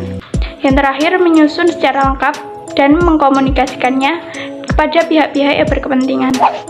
Untuk yang kedua yaitu pengorganisasi. Mengorganisasi atau menyusun organisasi manusia dan material yang terdiri dari yang pertama mengusahakan staf, alat, dan fasilitas yang diperlukan untuk merealisasikan. Yang kedua, mengelompokkan unsur-unsur tugas menjadi struktur yang tersusun secara teratur, menentukan tugas dan tanggung jawab serta mekanisme kerjanya. Yang keempat yaitu menentukan dan merumuskan prosedur kerja, dan yang terakhir mengadakan seleksi. Yang ketiga yaitu ada pengarahan. Pengarahan yaitu melakukan pengarahan untuk membuat para anggota staf melakukan pekerjaan mereka dengan baik dan efisien serta efektif, yang terdiri dari menentukan waktu, biaya, penggunaan sarana secara terperinci, jelas, dan tegas. Yang kedua, memberikan otoritas atau kewenangan melaksanakan kegiatan-kegiatan. Yang ketiga yaitu memberikan instruksi-instruksi dan petunjuk-petunjuk pelaksanaan. Dan yang terakhir yaitu memberikan motivasi dan bimbingan. Untuk yang keempat yaitu unsur atau langkah pengendalian atau pengawasan, yaitu meneliti dan mengawasi agar semua tugas pekerjaan dilakukan sesuai dengan pembagian tugas ataupun peraturan yang telah ditetapkan, yang terdiri dari menilai pelaksanaan dibanding dengan rencana semula. Kedua, menemukan dan melaporkan penyimpangan-penyimpangan dalam pelaksanaan yang tidak sesuai dengan ketentuan. Yang ketiga yaitu mengoreksi penyimpangan-penyimpangan dan menilai hasil. Halo, saya Melana Fiatul Karimah. Di sini saya akan menjelaskan tugas guru dalam kurikulum. Kurikulum adalah seperangkat rencana dan pengaturan mengenai tujuan, isi, dan bahan pembelajaran serta bahan yang digunakan sebagai pedoman penyelenggaraan kegiatan pembelajaran untuk mencapai tujuan pendidikan tertentu. Tugas guru dalam administrasi kurikulum ini dibagi menjadi 2, yaitu tugas sentralisasi dan tugas desentralisasi. Yang pertama, tugas desentralisasi. Tugas desentralisasi guru dalam administrasi kurikulum yaitu pengembangan keseluruhan komponen kurikulum dalam perencanaan, kemudian mengimplementasikan kurikulum yang dikembangkan, mengevaluasi implementasi kurikulum, serta merevisi komponen-komponen kurikulum yang kurang memadai. Kemudian, tugas sentralisasinya adalah yang pertama, merumuskan tujuan khusus pembelajaran atau kompetensi berdasarkan kompetensi di atasnya, karakteristik pembelajaran, mata pelajaran atau bidang studi, karakteristik situasi kondisi kelas atau sekolah. Kemudian yang kedua yaitu merencanakan kegiatan belajar mengajar. Yang ketiga, menerapkan rencana atau program pembelajaran yang dirumuskan dalam situasi pembelajaran yang nyata dan mengevaluasi hasil program belajar pada pembelajar serta mengevaluasi interaksi antara komponen-komponen kurikulum dalam perencanaan. Kenalkan, saya Maria Santi, NPM 212030308 akan memaparkan materi tentang tugas guru dalam administrasi kesiswaan. Administrasi kesiswaan sendiri itu kegiatan administrasi yang berkaitan dengan siswa, kegiatan siswa, dan lainnya. Administrasi kesiswaan dilakukan agar transformasi siswa menjadi lulusan yang dikehendaki oleh tujuan pendidikan yang telah ditetapkan dapat berlangsung secara efektif dan efisien. Untuk fungsi administrasi kesiswaan yaitu mengetahui secara umum kondisi siswa yang sedang mengikuti pembelajaran setiap tahunnya, merencanakan jumlah siswa yang dapat direkrut untuk tahun pembelajaran berikutnya, sebagai masukan dalam perencanaan RAPBS. Untuk tugas guru dalam administrasi kesiswaan yaitu semua proses pembelajaran siswa baru dari tahap awal hingga akhir, pengelolaan data siswa terkait kegiatan belajar mengajar, pengelolaan kelas sebagai penunjang utama dan kegiatan dalam kegiatan belajar mengajar. Materi selanjutnya Selanjutnya yaitu tugas guru dalam administrasi sarana dan prasarana. Sarana prasarana yaitu semua benda bergerak maupun yang tidak bergerak yang diperlukan untuk menunjang penyelenggaraan proses belajar mengajar baik secara langsung maupun tidak langsung. Kegiatan dalam administrasi sarana dan prasarana yaitu perencanaan kebutuhan, pengadaan sarana dan prasarana pendidikan, penyimpanan sarana dan prasarana pendidikan, inventarisasi sarana dan prasarana pendidikan, memelihara sarana dan prasarana pendidikan, penghapusan sarana dan prasarana pendidikan, pengawasan sarana dan prasarana pendidikan. Tugas guru dalam administrasi sarana dan prasarana yaitu melakukan pengawasan terhadap praktik-praktik bagi siswa yang menggunakan sarana dan prasarana, inventarisasi alat atau fasilitas juga menjadi pekerjaan guru yang cukup penting. Apabila dari beberapa kekurangan fasilitas yang dibutuhkan dalam proses kegiatan belajar mengajar, maka sudah menjadi peran guru untuk memenuhinya. Untuk materi yang ketiga yaitu tugas guru dalam administrasi personalia. Personal adalah golongan petugas yang membidangi edukatif dan yang membidangi kegiatan non-edukatif atau ketatahusahaan. Tujuan administrasi personal yaitu menghitung ketersediaan jumlah tenaga berdasarkan jumlah tiap-tiap kelas sehingga tidak terjadi overload pada jam pelajaran. Yang kedua, sebagai dasar perencanaan penambahan dan pengembangan khusus untuk tenaga pendidik, administrasi juga mencatat distribusi pengajar dan beban jam pelajaran pada setiap semester. Untuk tugas administrasi personalnya yaitu guru berperan melakukan pencatatan dan yang meliputi kehadiran guru atau karyawan, surat masuk dan keluar, beserta inventarisasi keberasipan, informasi hasil rapat oleh dewan guru maupun pegawai. Yang terakhir adalah pencatatan lain yang terkait dengan lembaga. Terima kasih. Assalamualaikum warahmatullahi wabarakatuh. Perkenalkan, nama saya Kotrina Irani Putri. Di sini saya akan menjelaskan mengenai tugas guru dalam administrasi keuangan, tugas guru dalam administrasi hubungan masyarakat, dan tugas guru dalam bimbingan konseling. Yang pertama, tugas guru dalam administrasi keuangan. Petatausahaan dan tindakan keuangan meliputi pencatatan, pelaksanaan, pelaporan, dan pertanggungjawaban keuangan. Tugas administrasi keuangan yaitu perencanaan RAPBS, pelaksanaan anggaran dan pertanggungjawaban keuangan, bantuan operasional sekolah, bantuan operasional pendidikan, komite sekolah, zakat, infak, dan sedekah. Tugas guru dalam administrasi keuangan yaitu membuat file keuangan sesuai dengan dana pembangunan, membuat laporan data usulan pembayaran gaji, rapel dan pemerintahan kota, membuat pembukaan penerimaan dan penggunaan data pembangunan, membuat laporan dana pembangunan pada akhir tahun anggaran, membuat laporan rancangan anggaran pendapatan bantuan sekolah atau RAPBS, membuat laporan tribulan dana bantuan operasional sekolah, menyetorkan pajak PPN dan PPH, membagikan gaji atau rapel, dan menyimpan dan membuat arsip peraturan keuangan sekolah. Selanjutnya, tugas guru dalam administrasi humas. Sekolah sebagai suatu sistem sosial merupakan bagian integral dari sistem sosial yang lebih besar yaitu masyarakat. Kegiatan administrasi humas yaitu ada kegiatan internal dan kegiatan eksternal. Kegiatan internal yaitu publisitas ke dalam yang sesadanya warga sekolah, yakni para guru, para tenaga administrasi tata usaha, dan para siswa. Contohnya yaitu rapat dewan guru, upacara sekolah, dan karya wisata. Selanjutnya itu kegiatan eksternal, diajukan kepada publik atau masyarakat di luar sekolah. Contohnya komite sekolah konsultasi dengan tokoh masyarakat dan melayani kunjungan tamu. Selanjutnya yaitu tugas guru dalam bimbingan konseling. Proses pemberian dilakukan seseorang dengan keahlian tersebut kepada individu dengan permasalahan atau kendala tertentu agar individu tersebut dapat menjadi pribadi yang berkembang dengan baik, termasuk melalui arahan dan belajar dan perencanaan karir. Rancangan karir. 9 fungsi bimbingan dan konseling. 1. Pencegahan, 2. Pemahaman, 3. Pengentasan, 4. Pemeliharaan, 5. Penyaliran, 6. Penyesuaian, 7. Pengembangan, dan yang ke-9 advokasi. Peran guru dalam pelaksanaan bimbingan konseling adalah membimbing, mengingatkan, memberi nasihat dan memberikan motivasi pada siswa, memberikan penanaman konsep demokrasi, mengembangkan pemahaman diri melalui kehidupan siswa. Selain itu, guru juga melakukan pembiasaan nilai-nilai akhlak pada siswa. Perkenalkan, nama saya Signa Aini Widati. Saya di sini akan menjelaskan tentang pengertian organisasi pendidikan.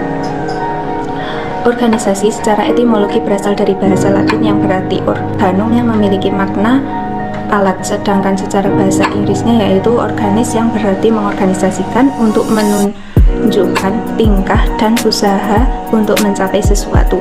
Sedangkan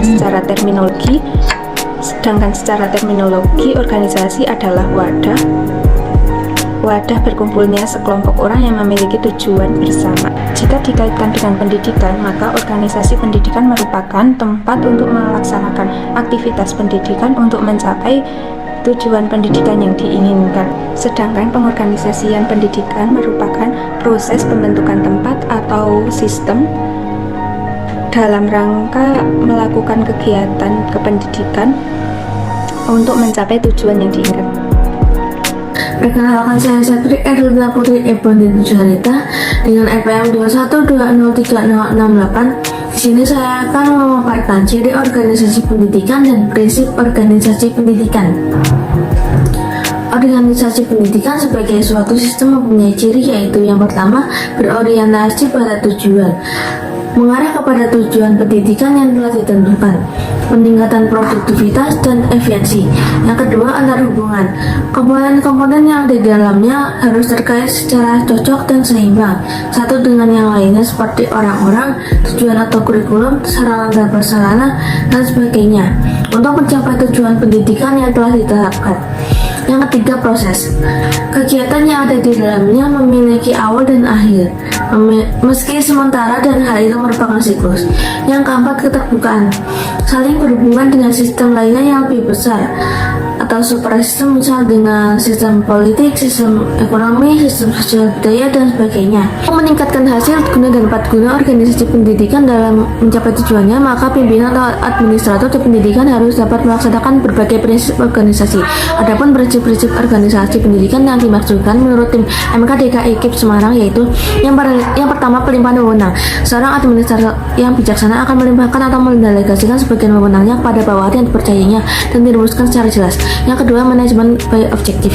Prinsip ini menunjukkan agar manajer selalu berorientasi pada tujuan organisasi dalam berbagai pengambilan keputusan.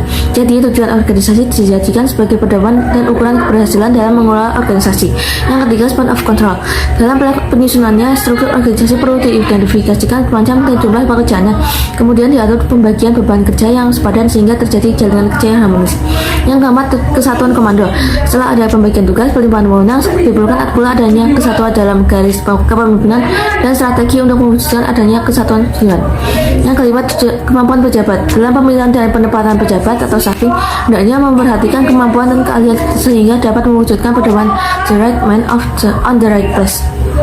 Sekian, terima kasih. Saya Rizky Destiawati akan memaparkan mengenai bentuk-bentuk organisasi pendidikan. Agar organisasi pendidikan dapat berjalan dengan baik, maka perlu ditata berbagai jenis hubungan kerja dalam suatu organisasi pendidikan, baik secara intern maupun secara ekstern. Hubungan-hubungan kerja tersebut dapat merupakan hubungan garis atau fungsional, staf, campuran, koordinatif, dan konsultatif. Menurut Terry, dalam tim MKDKI IKIP Semarang ada 3 bentuk organisasi, yaitu bentuk mendatar, bentuk piramida, dan bentuk lingkaran. Bentuk-bentuk organisasi menurut hubungan kerja Kartikawati ada 5. Yang pertama, hubungan garis, yang kedua hubungan staf, yang ketiga hubungan konsultatif, yang keempat hubungan koordinatif, dan yang kelima hubungan campuran. Selanjutnya yaitu struktur organisasi sekolah, terdiri dari yang pertama unsur pimpinan, yang kedua unsur tata usaha, yang ketiga unsur pembantu pimpinan, yang keempat unsur instalasi, yang kelima unsur pelaksana, dan yang terakhir unsur siswa. Untuk materi yang pertama akan dibacakan oleh Saudari Ibu Dita. Kepada Saudari Ibu Dita dipersilakan. Baik, terima kasih atas kesempatannya. Yang akan dibahas pertama kali pada materi ini yaitu mengenai Dewan Pendidikan. Nah, apa sih yang disebut dengan Dewan Pendidikan? Dewan Pendidikan adalah badan mandiri yang mewadahi peran serta masyarakat dalam rangka meningkatkan mutu, pemerataan, efisiensi pengelolaan pendidikan di kabupaten atau kota yang tidak mempunyai hubungan hierarkis dengan dinas pendidikan kabupaten atau kota maupun lembaga-lembaga pemerintahan lainnya. Nah, ada beberapa asumsi nih tentang pentingnya peran serta masyarakat dalam penyelenggaraan pendidikan di daerah. Yang pertama, yaitu menggunakan pengalaman sekolah swasta yang memiliki ketergantungan yang sangat rendah sehingga sekolah cenderung untuk lebih berorientasi kepada kemampuan yang memungkinkan keterlibatan orang tua maupun masyarakat secara lebih bermakna dalam penyelenggaraan pendidikan. Nah, yang kedua, yaitu penyelenggaraan pendidikan di daerah akan lebih efektif bila didukung oleh sistem berbagai kekuasaan atau power sharing antara pemerintah pusat dan juga pemerintah daerah dalam pengelolaan pendidikan.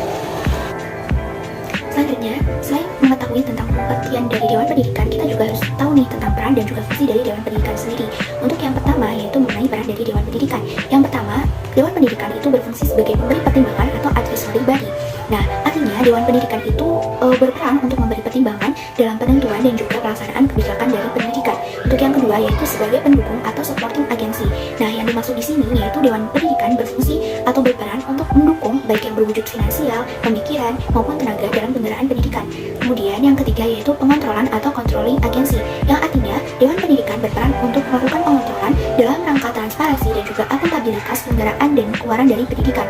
Kemudian yang keempat yaitu mediator antara pemerintahan atau eksekutif dan juga Dewan Perwakilan Rakyat Daerah atau legislatif dengan masyarakat, yang artinya Dewan Pendidikan itu memberikan mediator antara pemerintah maupun masyarakat. Baik, untuk yang selanjutnya yaitu mengenai fungsi dari Dewan Pendidikan.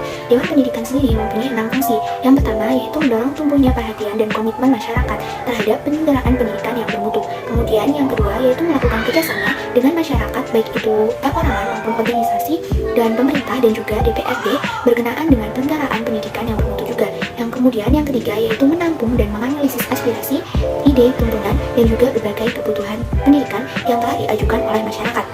Kemudian yang keempat yaitu memberikan masukan, pertimbangan, dan juga rekomendasi terhadap DPRD atau Dewan Permusyawaratan Rakyat Daerah, yaitu mengenai kebijakan dan program pendidikan, kriteria kinerja daerah dalam bidang pendidikan, kriteria kinerja kependidikan khususnya guru ataupun tutor, dan juga kepala satuan pendidikan. Kemudian tentang kriteria fasilitas kependidikan dan hal-hal lain yang terkait dengan pendidikan.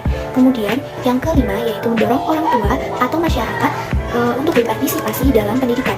Kemudian yang keenam yaitu melakukan evaluasi dan juga pengawasan terhadap kebijakan, program, penggaraan, dan juga keluaran pendidikan.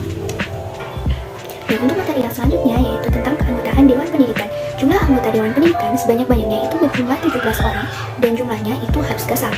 Nah, keanggotaan dari Dewan Pendidikan ini terdiri atas beberapa komponen. Yang pertama adalah lembaga swadaya masyarakat atau LSM di bidang pendidikan. Kemudian yang kedua yaitu tokoh masyarakat, baik ulama, budayawan, pemuka adat, dan juga lainnya. Yang ketiga yaitu figur di daerah atau tokoh masyarakat yang mempunyai perhatian pada peningkatan mutu pendidikan. Kemudian yang keempat yaitu tokoh dan pakar pendidikan yang mempunyai perhatian pada peningkatan mutu pendidikan. Kemudian yang kelima yaitu yayasan penggerakkan pendidikan. Kemudian yang keenam yaitu dunia usaha atau industri atau asosiasi profesi. Kemudian yang ketujuh yaitu organisasi profesi tenaga kependidikan. Dan yang terakhir yaitu perwakilan dari komite sekolah yang telah disepakati. Terima kasih, saya kembalikan kepada moderator. Untuk materi selanjutnya akan dibacakan oleh saudara Muhammad Ibnu Atta. Badan Muhammad Ibnu Atta. Pengertian komite sekolah. Komite sekolah adalah badan mandiri yang mewadai peran serta masyarakat dalam rangka meningkatkan mutu, pemerataan, dan efisiensi pengelolaan pendidikan di satuan pendidikan, baik pada pendidikan prasekolah, jalur pendidikan sekolah, maupun jalur pendidikan di luar sekolah. Awal terbentuknya komite sekolah berdasarkan atas keputusan Menteri Nasional Nomor 14 U 2002 tanggal 2 April 2002. Maka Badan Pembantu Penyelenggara Pendidikan BP3 dinyatakan tidak berlaku lagi. Sebagai gantinya pada tingkat satuan dapat dibentuk komite sekolah atas prakarsa masyarakat. USPN Nomor 20 Tahun 2003 Pasal 56 Ayat 3 menyatakan bahwa komite sekolah atau madrasah sebagai lembaga mandiri dibentuk dan berperan dalam peningkatan mutu pelayanan dengan memberikan pertimbangan, arahan, dan dukungan tenaga, sarana, prasarana, serta pengawasan pendidikan pada tingkat satuan pendidikan. Jadi, komite sekolah harus mampu meyakinkan orang tua, pemerintah setempat, dunia usaha, dan masyarakat pada umumnya bahwa sekolah itu dapat dipercaya. Dengan demikian, sekolah pada tataran teknis perlu mengembangkan kemampuan menganalisis biaya sekolah yang berkorelasi signifikan terhadap mutu pendidikan yang diperolehnya.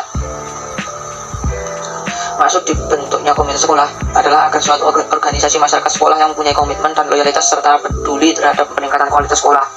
Komite sekolah yang dibentuk dapat dikembangkan secara khas dan berakar dari budaya, demografis, ekolog, nilai kesepakatan, serta kepercayaan yang dibangun sesuai dengan potensi masyarakat setempat. Oleh karena itu, komitmen sekolah yang dibangun harus merupakan pengembangan kekayaan filosofis masyarakat secara kolektif. Artinya, komitmen sekolah mengembangkan konsep yang berorientasi kepada pengguna, klien model, berbagai kewenangan, power sharing and advocacy model, dan komitaan, partnership model yang difokuskan pada peningkatan mutu pelayanan pendidikan. Peran komite sekolah. Keberadaan komite sekolah harus bertumbuh pada landasan berpartisipasi masyarakat dalam meningkatkan kualitas pelayanan dan hasil pendidikan di satuan pendidikan sekolah. Oleh karena itu, pembentukan komite sekolah harus memperhatikan pembagian peran sesuai posisi dan otonomi yang ada.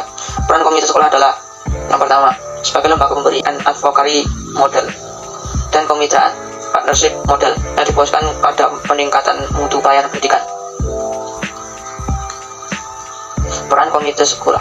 Keberadaan komite sekolah harus bertumbuh pada landasan berpartisipasi masyarakat dalam meningkatkan kualitas pelayanan dan hasil pendidikan di satuan pendidikan sekolah.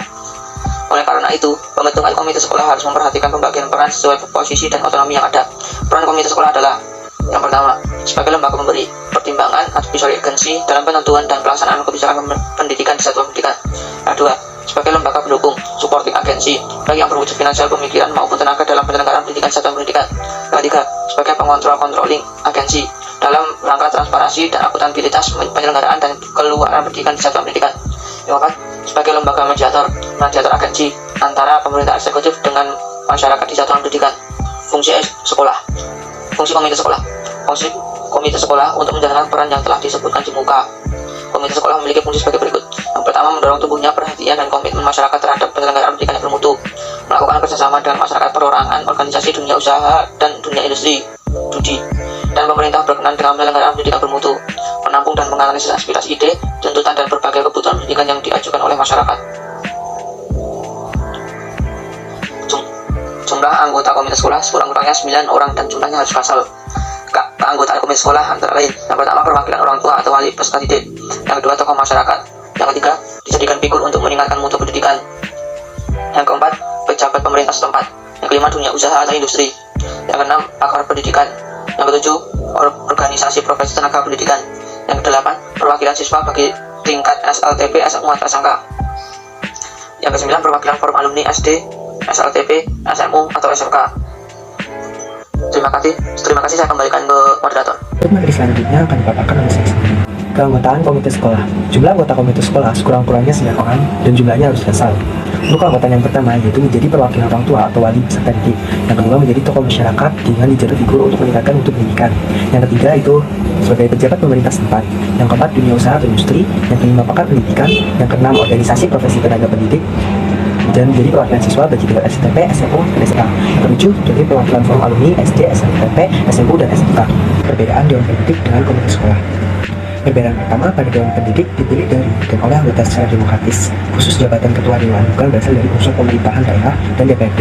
Sedangkan pada komite sekolah dipilih dari dan oleh anggota secara demokratis dan terbuka dalam musyawarah komite sekolah. Jika diperlukan pengurus, komite sekolah dapat menunjuk atau dibantu oleh tim ahli sebagai konsultan sesuai dengan bidang kadernya.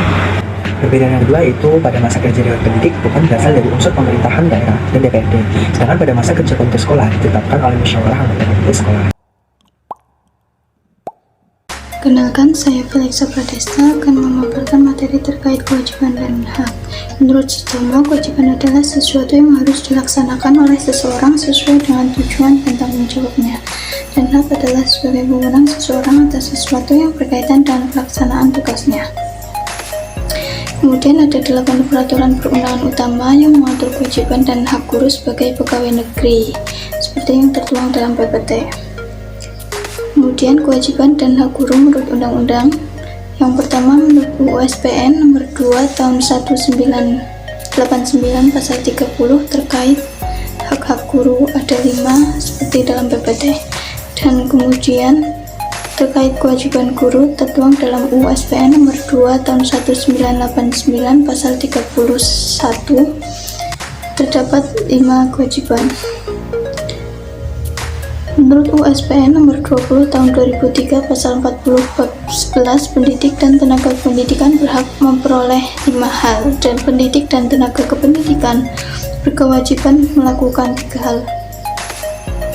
Selanjutnya, menurut UGD nomor 14 tahun 2005 pasal 14, dalam melaksanakan tugas keprofesionalan, guru berhak mendapatkan 11 hal. Dan yang terakhir, menurut UGD pasal 20, dalam melaksanakan tugas keprofesionalan, guru berkewajiban melaksanakan 5 hal seperti yang ada di PPT. Kenalkan, saya Ambarti Wahyuni akan menjelaskan yang pertama tentang kewajiban pegawai negeri dalam UU nomor 43 tahun 1999 pasal 4, 5, dan 6 yang menyebutkan bahwa yang pertama, wajib setia dan taat sepenuhnya kepada Pancasila, UUD 1945, negara dan pemerintah. Yang kedua, wajib mentaati segala peraturan perundang-undangan yang berlaku dan melaksanakan tugas kedinasan yang dipercayakan kepadanya dengan penuh pengabdian, kesadaran, dan tanggung jawab. Yang ketiga, wajib menyimpan rahasia negara dan rahasia jabatan. Sedangkan hak-hak pegawai negeri sipil menurut pasal 7, 8, dan 9 yaitu yang pertama, berhak memperoleh gaji yang layak sesuai dengan pekerjaan dan tanggung jawabnya. Yang kedua, berhak cuti. Dan yang ketiga, setiap pegawai negeri yang ditimpa oleh suatu kecelakaan dalam dan karena menjalankan tugas kewajibannya berhak memperoleh perawatan. Materi selanjutnya yaitu pembinaan guru. Menurut Sucipto, pembinaan pada hakikatnya adalah suatu meningkatnya prestasi mereka dengan memberikan hak-hak mereka serta dengan berbagai usaha memotivasi mereka. Dalam UU nomor 43 tahun 1999 dengan tegas digariskan bahwa pembinaan pegawai negeri sipil didasarkan atas sistem karir dan sistem prestasi kerja. Dalam UU GD nomor 14 tahun 2005, pasal 32 dijelaskan bahwa pembinaan dan pengembangan guru meliputi pembinaan dan pengembangan profesi dan karir. Selanjutnya yaitu peraturan cuti guru. Menurut PP nomor 24 tahun 1976, tujuan pemberian cuti adalah untuk memberikan dan menjamin kesegaran jasmani dan rohani pegawai setelah bekerja selama jangka waktu tertentu. Jenis cuti pegawai terdiri dari cuti tahunan, cuti besar, cuti sakit, cuti bersalin, cuti karena alasan penting, cuti di luar tanggungan negara, dan cuti studi. Selanjutnya yaitu daftar penilaian pelaksanaan pekerjaan atau DP3. Menurut PP nomor 10 tahun 1979, dalam Sucipto, DP3 adalah suatu daftar yang memuat hasil penilaian pelaksanaan pekerjaan seseorang pegawai PNS dalam jangka waktu 1 tahun yang dibuat oleh pejabat penilai. Menurut PP nomor 46 tahun 2011, DP3 diganti oleh sasaran kerja pegawai atau SKP dan penilaian prestasi kerja. Tujuan DP3 adalah untuk memperoleh bahan-bahan pertimbangan yang objektif dalam pembinaan pegawai negeri PNS berdasarkan sistem karir dan sistem profesi kerja. Perkenalkan, nama saya Didi Kurniawan. Di sini saya akan menjelaskan materi tentang unsur-unsur yang dinilai dalam DP3 dan yang kedua adalah peraturan disiplin pegawai. Yang pertama, unsur-unsur yang dinilai dalam DP3, di mana unsur yang dinilai terdapat 8 unsur. Yang pertama, kesetiaan, yang kedua prestasi kerja, yang ketiga tanggung jawab, yang keempat ketaatan, yang kelima kejujuran, yang keenam kerjasama, yang ketujuh prakarsa, dan yang kedelapan adalah kepemimpinan, di mana pejabat penilai adalah atasan langsung dari pegawai yang dinilai dengan ketentuan serendah-rendahnya adalah kepala urusan. Dengan nilai pelaksanaan dinyatakan dalam angka sebagai berikut. Yang pertama amat baik, yaitu antara 91 sampai 100, yang kedua baik antara 76 sampai 90, yang ketiga cukup antara 61 sampai 75, yang keempat sedang antara 51 sampai 60, dan yang kelima adalah kurang, yaitu dia di bawah 50. Kemudian peraturan disiplin pegawai, di mana sebelumnya diatur dalam PP nomor 30 tahun 1980 yang kemudian diubah dalam PP nomor 53 tahun 2018 yang mana mengatur tentang disiplin PNS. Peraturan disiplin pegawai ini adalah peraturan yang mengatur tentang kewajiban, larangan, dan sanksi apabila kewajiban tidak ditaati atau larangan dilanggar. Larangan pegawai negeri sipil ini ada 18 butir seperti yang tertera pada layar.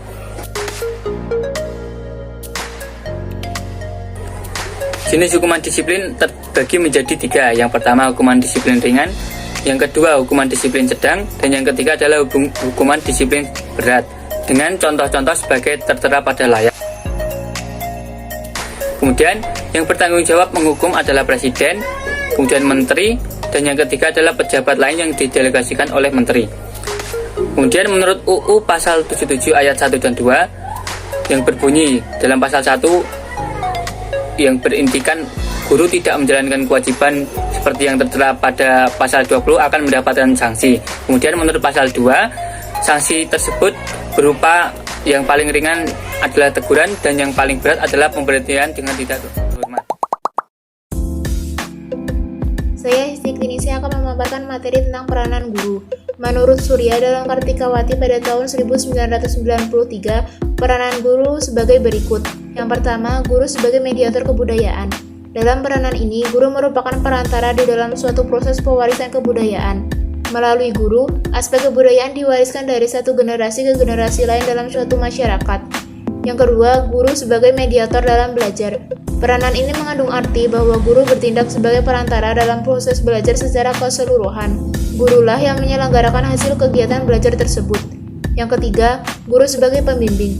Guru membantu tercapainya kedewasaan anak sehingga guru perlu memperhatikan aspek pribadi murid antara lain bakat, minat, sifat pribadi, kebutuhan, sikap, dan lain sebagainya.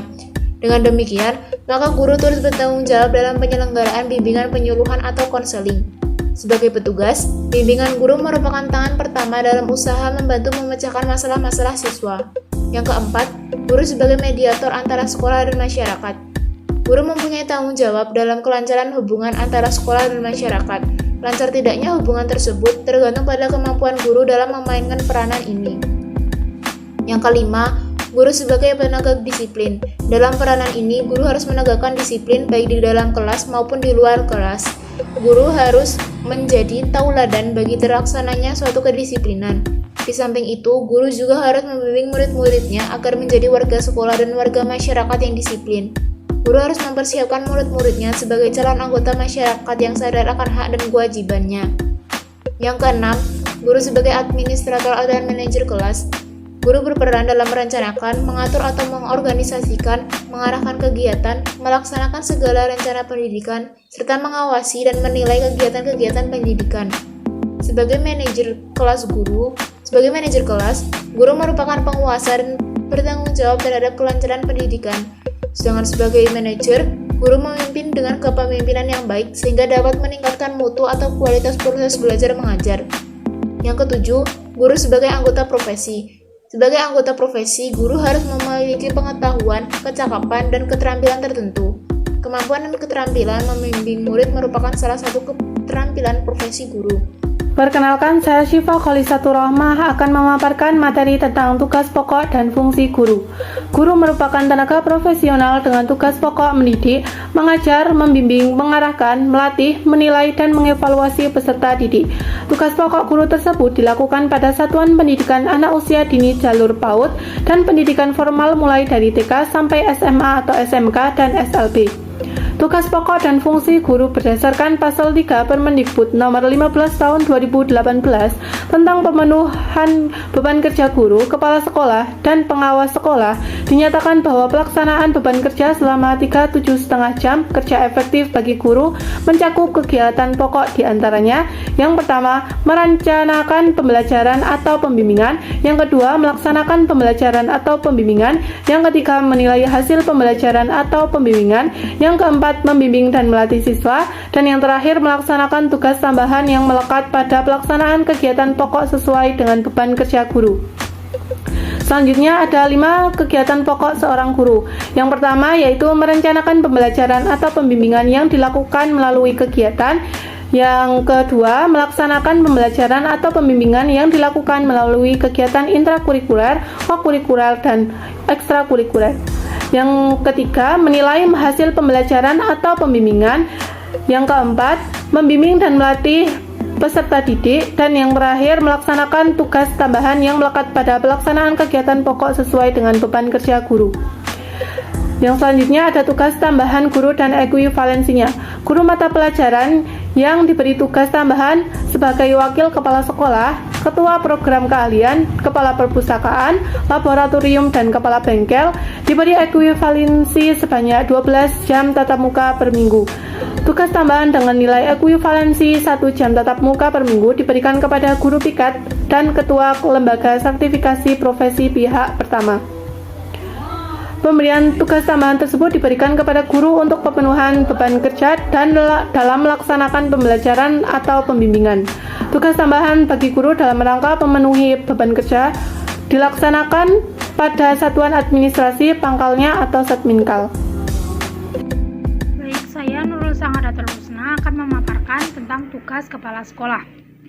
Tugas kepala sekolah menurut Peraturan Menteri Pendidikan dan Kebudayaan Republik Indonesia Nomor 6 Tahun 2018 tentang kepenugasan guru sebagai kepala sekolah terdapat pada bab 1 pasal 1 ayat 1 dijelaskan bahwa kepala sekolah adalah guru yang diberi tugas untuk memimpin dan mengelola satuan pendidikan yang meliputi taman kanak-kanak, SD, SMP, SMA, sekolah luar negeri, sekolah Indonesia luar negeri, dan juga sekolah luar biasa. Nah, tugas kepala sekolah ini dijelaskan lebih lanjut pada bab 6 pasal 15. Terdapat 5 ayat, di mana ayat pertama yaitu beban kerja kepala sekolah sepenuhnya untuk melaksanakan tugas pokok manajerial, pengembangan kewirausahaan dan supervisi kepala guru dan tenaga kependidikan. Nah, beban kerja kepala sekolah ini bertujuan untuk mengembangkan sekolah dan meningkatkan mutu sekolah berdasarkan 8 standar nasional pendidikan. Nah, dalam hal ini apabila terdapat kekurangan guru pada suatu satuan pendidikan, maka kepala sekolah ini dapat melaksanakan tugas pembelajaran dan pembimbingan agar proses pembelajaran atau pembimbingan tetap berlangsung pada satuan pendidikan yang bersangkutan. Nah, apabila kepala sekolah melakukan tugas pembimbingan ataupun pembelajaran ini, maka kepala sekolah tersebut melaksanakan tugas tambahan di luar tugas pokoknya. Beban kerja bagi kepala sekolah yang ditempatkan di sekolah Indonesia luar negeri, selain melaksanakan beban kerja yang terdapat pada ayat 1 dan juga ayat 3, juga melaksanakan promosi kebudayaan Indonesia agar kebudayaan Indonesia lebih terkenal di tempat sekolahnya berada.